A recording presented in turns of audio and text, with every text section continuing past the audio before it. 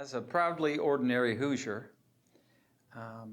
I am concerned and disappointed in the representation or the lack of representation I feel like we are getting now from our current representatives. So again, as a proudly ordinary Hoosier, I think I can do a much better job of representing other ordinary Hoosiers than our current representative, who is about as far as you can get from an ordinary Hoosier.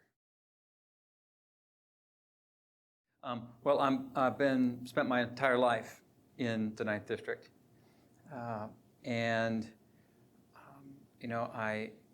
I've been here my whole life. I married a Hoosier gal, raised my kids in the 9th District.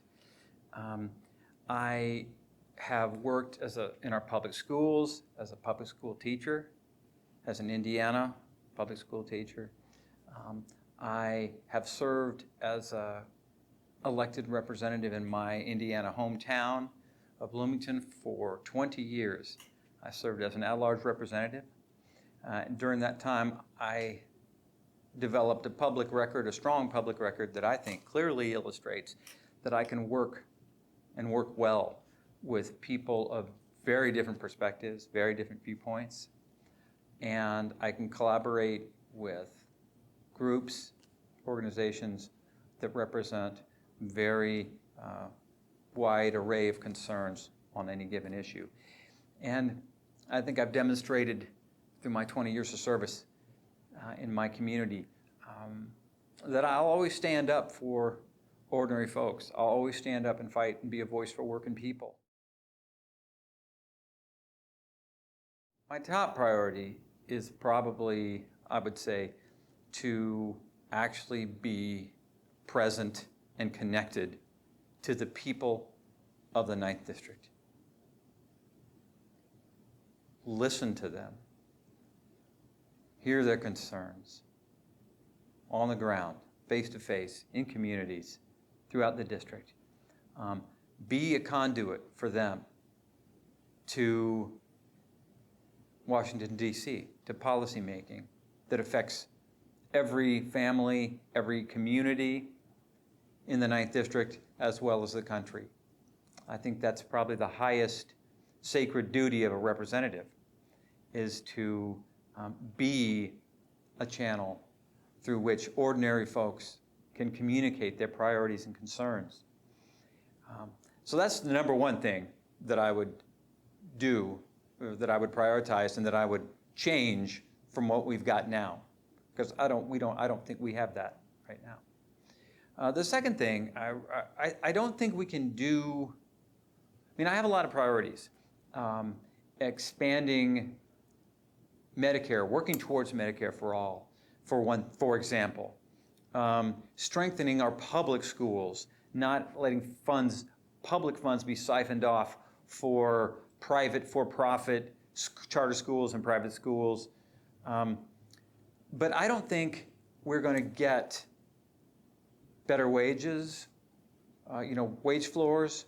We're not going to get a broader sharing of the economic gains and productivity that people actually that do the work capture. I don't think we're going to get them to have a broader shared prosperity from our economy. I don't think we're going to get action on healthcare. I don't think we're going to strengthen our public schools. I don't think we're going to be able to stop the attacks on organized labor until we get the influence of big money, the corrupting influence of big money, out of our politics, out of our elections, and then out of our policymaking once we have folks elected to office.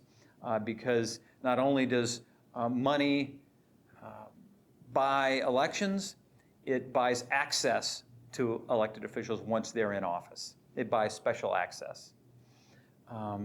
And so, that would be certainly one of my top 3 priorities, is working to get the corrupting influence of big money out of our politics, because those special interests that are powerfully connected to our elected officials and to our policymaking are always going to get in the way of policies that benefit the broad majority but not the money to lead, not corporate interests, not Wall Street.